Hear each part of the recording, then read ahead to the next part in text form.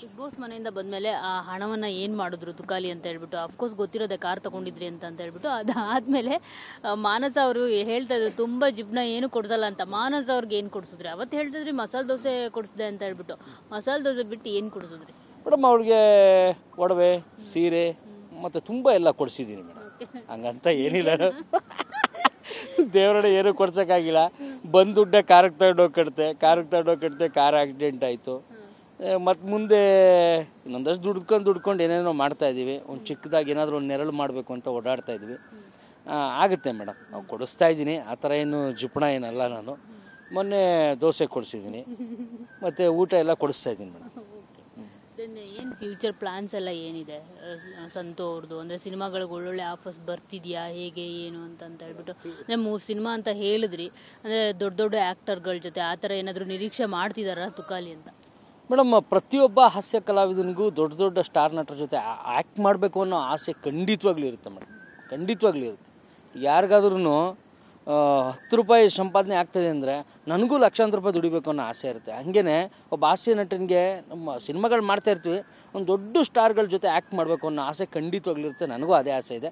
But big ಬಾಸಿಂದ ಬಂದಮೇಲೆ ಆ ಆಸೆ ಏನು ನಾನು ಅಂದ್ಕೊಂಡಿದ್ದೆ, ಬಿಗ್ ಬಾಸಿಂದ ಬಂದ ತಕ್ಷಣ ದೊಡ್ಡ ದೊಡ್ಡ ಸ್ಟಾರ್ಗಳ ಜೊತೆ ನಮಗೊಂದು ಅವಕಾಶ ಸಿಗುತ್ತೆ ಅಂತ, ಏನು ಆ ಥರ ಏನು ಸಿಕ್ಕಿಲ್ಲ ಮೇಡಮ್. ಆ ಥರ ಏನು ಬಂದಿಲ್ಲ. ಅಂದರೆ ಸಿನಿಮಾಗಳು ಮಾಡ್ತಾಯಿದ್ವಿ, ಸಿನಿಮಾಗಳು ಸಿಗ್ತಾ ಇದ್ದಾವೆ. ಆಮೇಲೆ ದೊಡ್ಡ ದೊಡ್ಡ ಸ್ಟಾರ್ಗಳ ಜೊತೆ ಏನು ಸಿನಿಮಾ ಏನು ಬಂದಿಲ್ಲ. ಬರೋವ್ರಿಗೂ ಕಾಯ್ತೀನಿ. ಖಂಡಿತ ಆ ಒಂದು ದಿನ ಬರುತ್ತೆ ಅಂತ ಅಂದ್ಕೊಂಡಿದ್ದೀನಿ. ಬಂದರೆ ಖಂಡಿತವಾಗ್ಲೂ ಖುಷಿಪಟ್ಟು ಸಿಕ್ಕಾಪಟ್ಟೆ ಎಫರ್ಟ್ ಹಾಕಿ ಆ್ಯಕ್ಟ್ ಮಾಡ್ತೀನಿ ಮೇಡಮ್. ಮನೇಲಿದ್ದಾಗ ಹೇಳ್ತಾ ಇದ್ರಿ ನೀವು, ಕುರಿ ಓಡಿಸ್ತೀನಿ, ಎಲ್ಲರೂ ಬಂದುಬಿಡ್ಬೇಕು ಬಿಗ್ ಬಾಸ್ ಮನೆಯವರೆಲ್ಲರೂ ಅಂತ ಹೇಳ್ಬಿಟ್ಟು ಓಡಿಸಿದ್ರಾ? ಎಲ್ಲರೂ ಬಂದಿದ್ರಾ, ಹೇಗೆ ಏನು ಅಂತ?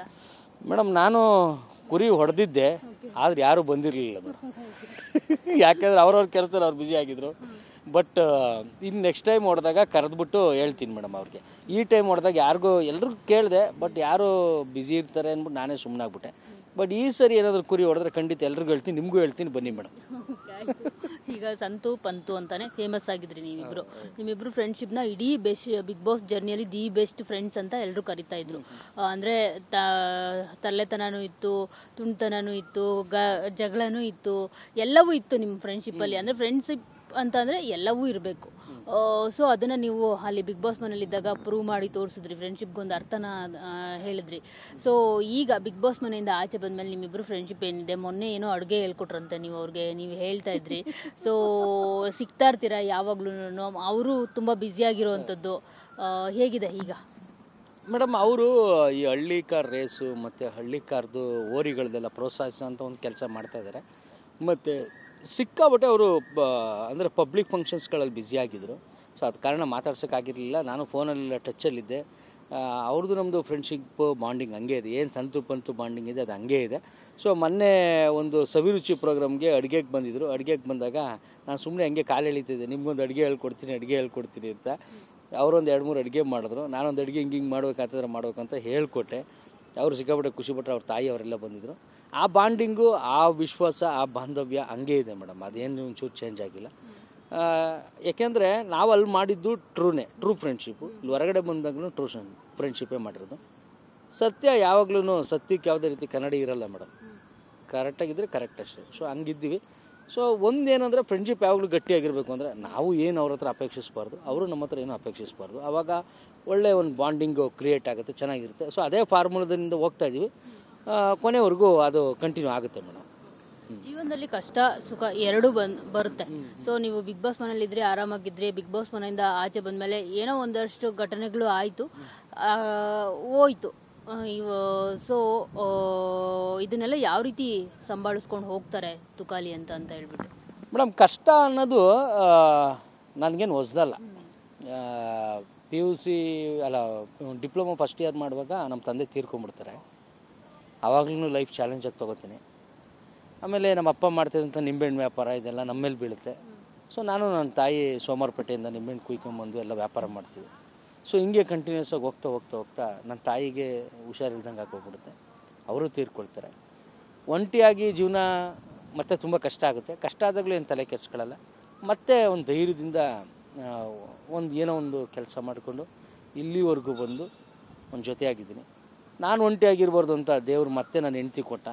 2 ಶಕ್ತಿಯಾಗಿರಿ ಅಂತ. ನನ್ನ ಹೆಂಡ್ತಿ ಇರೋದೇ ಒಂದು ದೊಡ್ಡ ಶಕ್ತಿ. ಎಲ್ಲೋ ಒಂದು ಕಡೆ ನನ್ನ ತಾಯಿ ತಂದೆ ಜೊತೆ ನನ್ನ ಹೆಂಡ್ತಿ ಇದ್ದಾರೆ ಅನ್ನೋದು ಒಂದು ದೊಡ್ಡ ಶಕ್ತಿ. ಸೊ ಹಂಗಾಗಿ ಕಷ್ಟಗಳು ಬರ್ತವೆ, ಅದನ್ನು ಧೈರ್ಯವಾಗಿ ಎದುರಿಸ್ಬೇಕು, ಆವಾಗಲೇ ಸುಖ ಸಿಗೋದು. ಏನೇ ಬಂದರೂ ನಾನು ತಲೆ ಕೆಡ್ಸ್ಕೊಳಕ್ಕೆ ಹೋಗಲ್ಲ, ಧೈರ್ಯದಿಂದ ಎದುರಿಸ್ತೀನಿ. ಅದೊಂದು ಮಾತ್ರ ನನಗೆ ನನ್ನ ತಾಯಿ ಕಲಿಸ್ಕೊಟ್ಟಿರ್ತಕ್ಕಂಥ ಸೂತ್ರ. ಯಾಕೆಂದರೆ ಒಂದು 500 ನಿಂಬೆಹಣ್ಣು ಕುಯ್ಬೇಕು ಅಂದರೆ 3 ಕಿಲೋಮೀಟ್ರ್ ನಡೀತಾ ಇದ್ವಿ ನಾನು ನನ್ನ ತಾಯಿ. ಅದು ಸೋಮವಾರಪೇಟೆ ಇದರಲ್ಲಿ ಕಾಡ ಮಧ್ಯದಲ್ಲಿ ಎಸ್ಟೇಟ್ಗಳ ಮಧ್ಯೆ. ಅಷ್ಟೆಲ್ಲ ನಡೆದಿರೋರ್ಗೆ ಈ ಕಷ್ಟ ಎಲ್ಲ ಯಾವ ಲೆಕ್ಕ ಮೇಡಮ್. ನಾನು ಅದಕ್ಕೆ ಯಾವುದಕ್ಕೂ ತಲೆ ಕೆಡ್ಸ್ಕೊಳ್ಳಲ್ಲ, ಚಿಲ್ಲಾಗಿರ್ತೀನಿ, ಟೆನ್ಷನ್ ತಗೊಳಕ್ಕೆ ಹೋಗಲ್ಲ. ಜೊತೆಲಿ ನಾನು ಹೆಂಡ್ತಿ ಇದ್ದಾಳೆ, ಏನೇ ಕಷ್ಟ ಬಂದರೂ ಶೇರ್ ಮಾಡ್ಕೋತಾಳೆ. ಸೊ ಹಂಗಾಗಿ ನಮಗೆ ಧೈರ್ಯ ಇದೆ ಮೇಡಮ್. ಕಣ್ಣು ದೃಷ್ಟಿ ಅನ್ನೋದನ್ನ ನಂಬ್ತಾರ? ಏನಪ್ಪ ನಂಗೆ ಗೊತ್ತಿಲ್ಲ, ಇದ್ರೂ ಇರ್ಬೋದು, ಹೇಳೋಕ್ಕಾಗಲ್ಲ. ಯಾಕೆಂದರೆ ತಗೊಂಡು 8 ದಿವ್ಸಕ್ಕೆ ಆಕ್ಸಿಡೆಂಟ್ ಆಯಿತು ಅಂದರೆ ಏನು ಮಾಡೋಕ್ಕಾಗುತ್ತೆ, ಇರ್ಬೋದು. ಅದರಲ್ಲೂ ಆ ಕಾರು ಅಂದು ಎಲ್ಲ ಕಡೆ ಬರೀ ಕಾರೇ ಓಡಾಡ್ಬಿಡ್ತು, ಇರ್ಬೋದು ಮೇಡಮ್. ಕಣ್ಣು ದೃಷ್ಟಿ ಅನ್ನೋದು ಇದ್ದೇ ಇರುತ್ತೆ. ಆ ಕಣ್ಣು ದೃಷ್ಟಿ ಬಿದ್ದಿದೆ, ಬೀಳಲಿ ನೋಡೋಣ. ಎಲ್ಲವೂ ಪ್ರಾಬ್ಲಮ್ ಸಾಲ್ವ್ ಆಗಿದೆ, ಆರಾಮಾಗಿದೆ ಅಲ್ವಾ? ಆರಾಮಾಗಿ ಏನಿಲ್ಲ, ಸ್ಟ್ರಗಲ್ಲೇ ಇದೆ ಎಲ್ಲ ಕಡೆನೂ. ಸದ್ಯಕ್ಕೆ ಹಂಗೆ ಕೂಲ್ ಆಗಿದೆ ಮೇಡಮ್ ಅಷ್ಟೇ. Thank you so much, all the best. ನಿಮ್ಮ ಸಿನಿಮಾಗೆ, ಕೊಕೈನ್ಗೆ ಎಲ್ಲದಕ್ಕೂ ಒಳ್ಳೇದಾಗಲಿ, ನಿಮ್ಮ ಥ್ಯಾಂಕ್ ಜರ್ನಿಗೆ. Thank you. ಸೊ ನೋಡಿದ್ರಲ್ಲ, ಇದಿಷ್ಟು ತುಕಾಲಿ ಸಂತೋಷ್ ಅವರ ಮಾತು. ಕ್ಯಾಮ್ರಾ ಪರ್ಸನ್ ವಾಲಿ ಜೊತೆ ಮಂಗಳರಾಜ ಗೋಪಾಲ್, GV9 ಬೆಂಗಳೂರು.